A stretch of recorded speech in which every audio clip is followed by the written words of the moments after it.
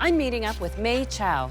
She's the chef and owner of Little Bao, a super popular restaurant specializing in burgers with an Asian twist.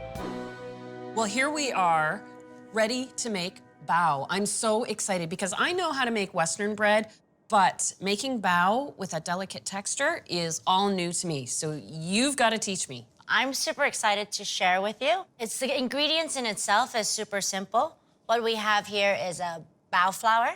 It's similar to cake flour. And then you can see this is instant dried yeast, baking powder, sugar, salt, water. And I think this is quite cool. It's called tongzhong. Tongzhong, and what is it? We took a portion of the flour and we added ×5 water. And what you do, you cook it in a pot and you cook it towards 65 degrees C. So when you steam it, it doesn't evaporate.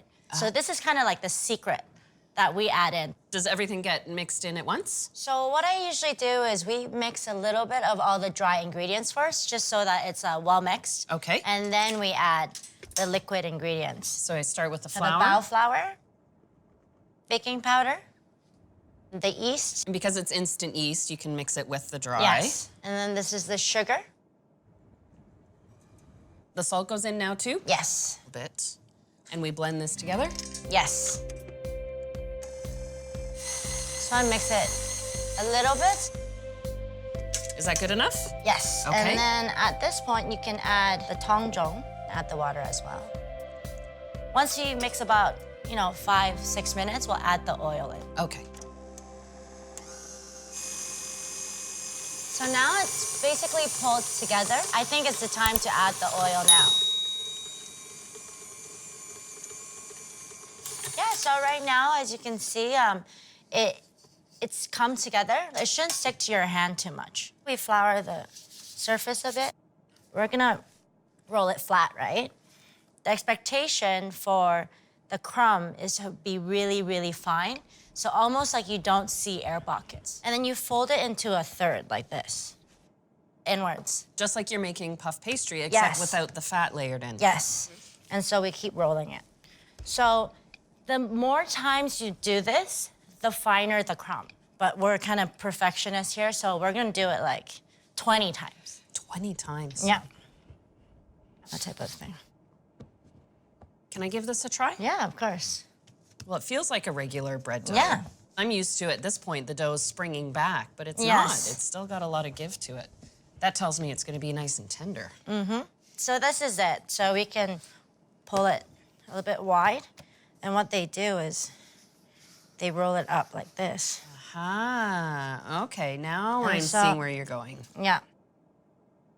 And you cut these. What I'm showing you that's non-traditional is that we want to shape it like it's a burger bun. So we want it rounded. Because traditional would be to steam it just like this. Yes. Okay. I kind of fold all the sides into the middle, and then I just really lightly. All right, that's Western Shape. style.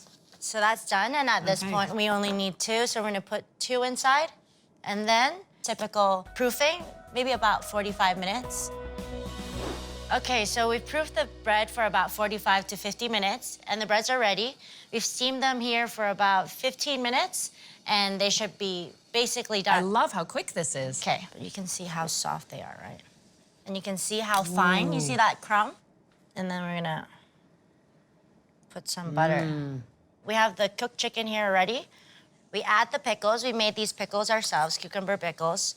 We're gonna add the chicken on top. And then we made a coleslaw with pickled red onion, with Chinese Napa cabbage, and as well as green peppers. Gorgeous contrast in Yeah. texture with the crunch. And here you go. This is your Sichuan chicken Chinese burger. I can't Let's do wait this. to try it. Cheers. Cheers. I love this combination with the texture and the flavor, but for me, it's all been about the bao.